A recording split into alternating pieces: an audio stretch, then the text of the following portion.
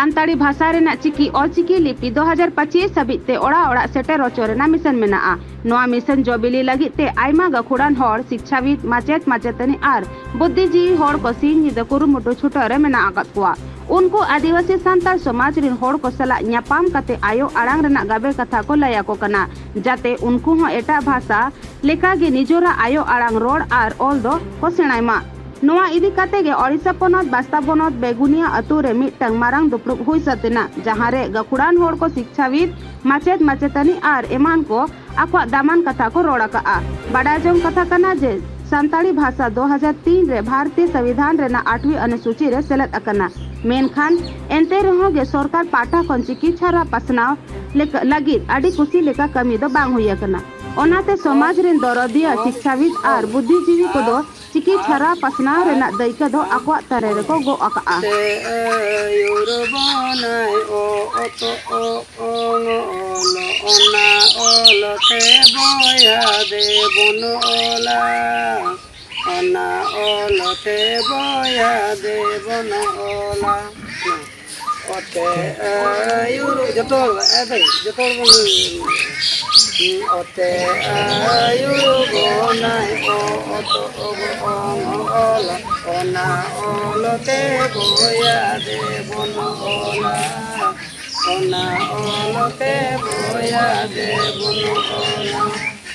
ate ayu bonai aka ajam abona ola boya de bonola उनको जोहार गे अबिना उपरुम ले इन बालेश्वर या नितुम दक्षिण मुर्मू और बालेश्वर जिले बलियापाड़ ब्लॉक डिग्री पे चांगा सुलिन पार्षद और माचेत गंके नोडे तो उकारी बिन हेज काना नुना गान होड़ को डिगान को नेलो कान दो तई नोडे अब बस्ता ब्लॉक कुड़िया पंचायत बेगुनी अतु ते नोडे लिन सेटरा कना जो नोडे ओने जस ऑल चिकी बागे साय बागे मणे आदो तई नो अतु जेहु ओना नाले सेटल लेन ताय नोडे आगो अतु टोला ओना ऑल चिकी माने छारा पासना लगित जेमन अब गुरु अंके पंडित रघुनाथ मुर्मू मणे मणे गेल आरे गेसाय बागे मणे रे अबिना उपरुम मेना दक्षिण मुर्मू और बालेश्वर जिले बलियापाड़ ब्लॉक डिग्री पे ही सांगा सम्मिलित पार्षद और माचेत हो नोडे तो उकारे और चेक चिके बिन हेज नोडे तो ना अब बस्ता ब्लॉक कुड़िया पंचायत बेगुनी अतु नोडे जस ऑलचिकी बागे साय बागे दुपुक नोडेना हुई लेना आदो गुरु अंके पंडित रघुनाथ गेल आरे गेसाय बागे मणे साल रे ऑलचिकी ओडक लेआ आदो हजू कना अब बागे साय बागे मणे साय शर्मा ना पुरवा ओना लगित ते चेक लगाते माने सनाम संताल हो सनाम अतु सनाम हो जेमन ऑलचिकी ते को ओलो दाड़े मा आर को पढ़ाव दाड़े मा को आर को सेचेदो मा आर ओना लगी नोडे बन सेटर कना जहाँ जहाँ लेका अब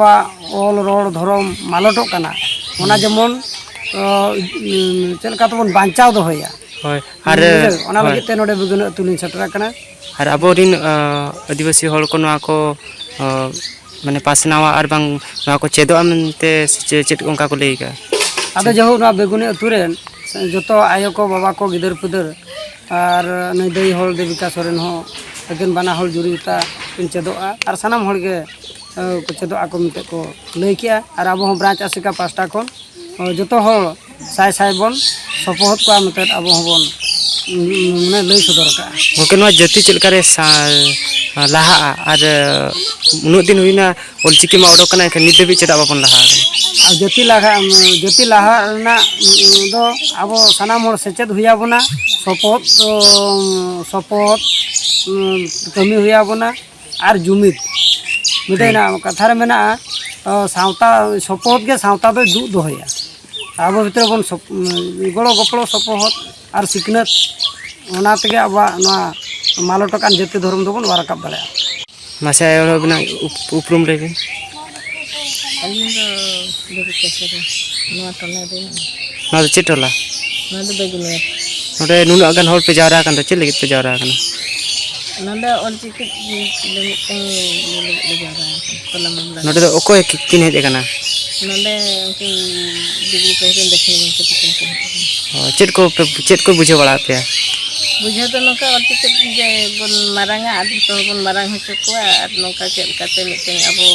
रंगनाथ पंडिता मिटें नितुम बन दोहया चेल काते पन सारा किया उना अबिन दरा नितो चेट पद रे मेना बिना बिना नितो जिला परिषद पद रे मेना होय आदिवासी को लगी नोआ टोला रे कि नोआ ब्लॉक रे बिन चेट को बिन कमी का उना कटी बिन लिया